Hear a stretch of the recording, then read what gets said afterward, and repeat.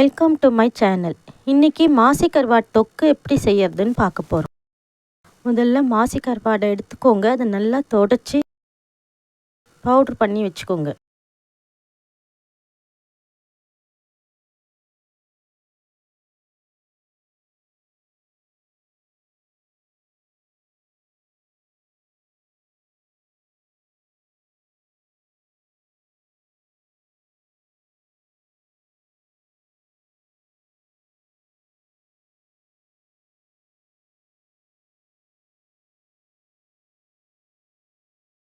ரொம்ப ஃபைன் பவுடராக பண்ண வேண்டாம், ஒன்றும் பாதியமாக பொடிச்சிக்கிட்டாலே போதும்.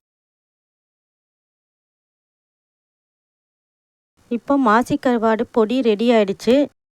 இப்போ நம்ம இதை வச்சு எப்படி தொக்கு செய்யறதுன்னு பார்க்க போகிறோம். ஒரு கடாயில் எண்ணெய் ஊற்றிக்கோங்க. எண்ணெய் காஞ்சதும் அதில் வெங்காயத்தை போட்டுக்கோங்க. நமக்கு எவ்வளோ வெங்காயம் தேவையோ அவ்வளோ போட்டுக்கலாம். வெங்காயம் ஓரளவு வதங்கினா போதும். வெங்காயம் ஓரளவு வதங்கின உடனே அதில் தக்காளியும் பச்சை மிளகாவும் சேர்த்துக்கோங்க. தக்காளி ரொம்ப கம்மியாக சேர்த்துக்கோங்க. இதில் இப்போ மஞ்சள் தூள் சேர்த்துக்கலாம்.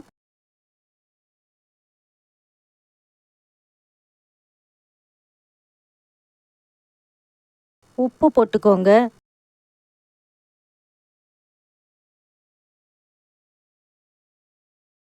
இப்போ தேவையான அளவு மாசி கருவாடு பொடியை போட்டுக்கோங்க. நம்ம ஆல்ரெடி தயார் பண்ணி வச்சதை.